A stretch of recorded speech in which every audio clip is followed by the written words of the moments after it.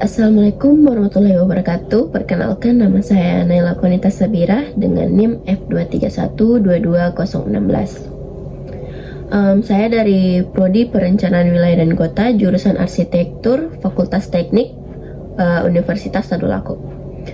Baik, di sini saya akan menjelaskan materi tentang hierarki peraturan tata ruang terhadap perencanaan kota. Terhadap perancangan kota, yaitu sebagai berikut. Apa sih pengertian hierarki peraturan tata ruang itu? Hierarki peraturan tata ruang itu adalah susunan peraturan yang mengatur penggunaannya dan pemanfaatan ruang berdasarkan tingkatannya, mulai dari peraturan yang bersifat umum hingga yang bersifat rinci.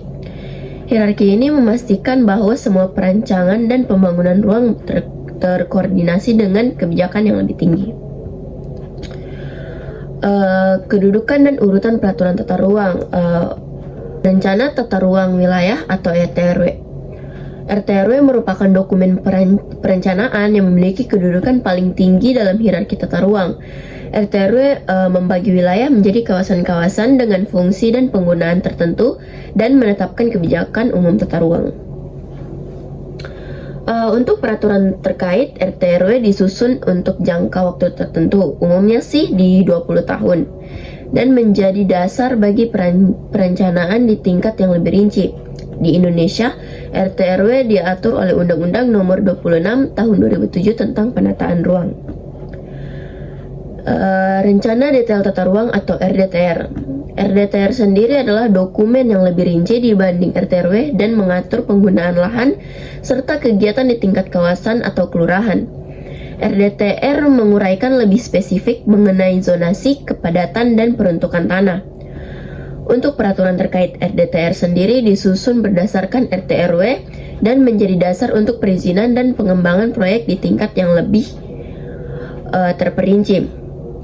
Implementasinya mengikuti pedoman umum dari RTRW dan diatur dalam Peraturan Pemerintah atau PP Nomor 13 Tahun 2017 tentang penyelenggaraan penataan ruang.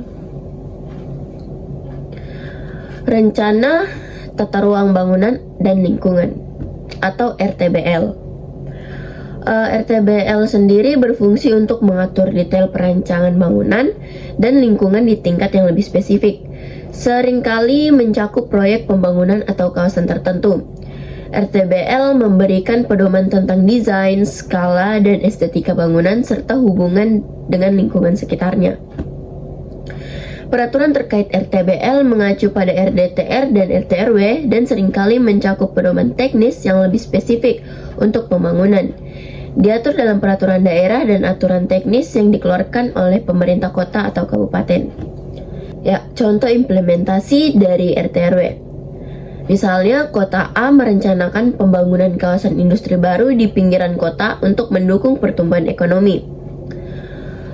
Implementasinya RTRW yaitu kota A menetapkan kawasan tersebut sebagai zona industri dengan pedoman umum untuk infrastruktur, aksesibilitas, dan dampak lingkungan. Untuk RDTR sendiri berdasarkan RDTR untuk kawasan industri tersebut mengatur penggunaan lahan secara rinci, termasuk area untuk pabrik, gudang, dan fasilitas penunjang.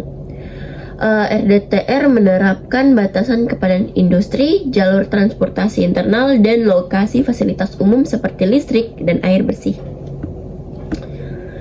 Untuk RTBL, sebuah perusahaan ingin membangun pabrik di kawasan industri yang telah ditetapkan. Implementasinya yaitu RTBL mengatur desain pabrik seperti tinggi bangunan, estetika eksterior, dan tata letak parkir. RTBL memastikan bahwa pembangunan pabrik sesuai dengan ketentuan RDTR dan tidak mengganggu lingkungan sekitar. Ya, seperti itu contoh implementasinya.